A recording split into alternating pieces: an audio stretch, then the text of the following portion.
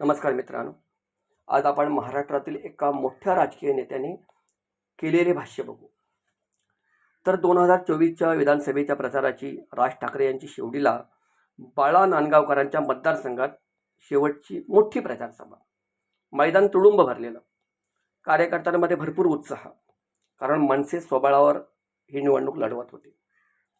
नुकतेच 2-2.5 वर्षापूर्वी एकनाथ शिंदेंचे बंड झाले होते.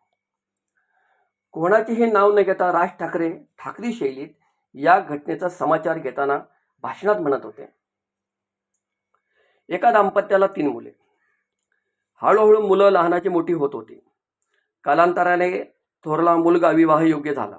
एक चांगली मुलगी बघून आईवडिलांनी मोठ्या थाटामाटात त्याचे लग्न लावून दिले. लग्नाच्या नाव्या लावून आईचे 6 महिने गेले. तेवढ्यात सासू सुनेचे खटके उडायला लागले.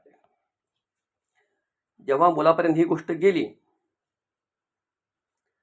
तेव्हा सामंजस्याने मुलगा म्हणाला, आई बाबा, उगाचे रोजचे वाद नको. गुढी गुलाबीने मी वेगळा राहतो. आज ना उद्या ही भांडणं विकोपाला जातील, आणि जर गेली तर त्याचा मनस्ताप आपल्या सर्व कुटुंबाला सहन करावा लागेल.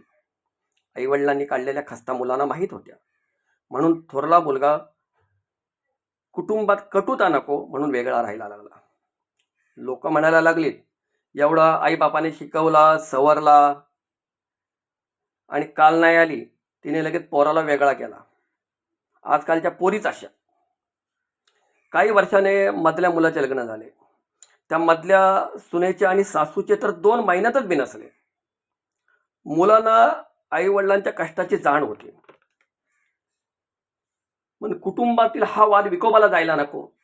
आई वडिलांमधले आपले संबंध कायमस्वरूपी प्रेमाचे राहावे, म्हणून मधला मुलगाही म्हणाला, आई बाबा, कलह नको.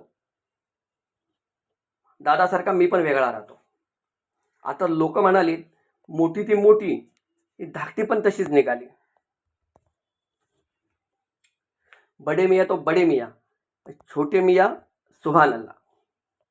लोकांना बोलायला काय जाते हो. 2-3 वर्षाच्या फरकाने आता धाकट्याचे पण लग्न झाले. आता तर कमालच झाली. महिन्याभरातच सासू सुनेचे पटन असे झाले. रोजच्या भांडणाला कंटाळून धाकटा पण वेगळा झाला. पण गंमत बघा, आता मात्र लोक म्हणायला लागलीत की गोम सुनांमध्ये नाही, गोम सासूतच आहे. 40 ढेंगे काढून गेले. काय, कसं काय, असा प्रश्न राजसाहेब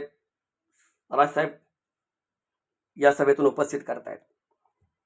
तर मित्रांनो, हा प्रश्न आणि हे मत राज ठाकरेंचे आहे. राजकारण आणि पक्ष वगैरे बाजूला ठेवा. ते राईत म्हणून तुम्हाला काय वाटते ते कमेंट करून कळवा. नमस्कार. जय महाराष्ट्र.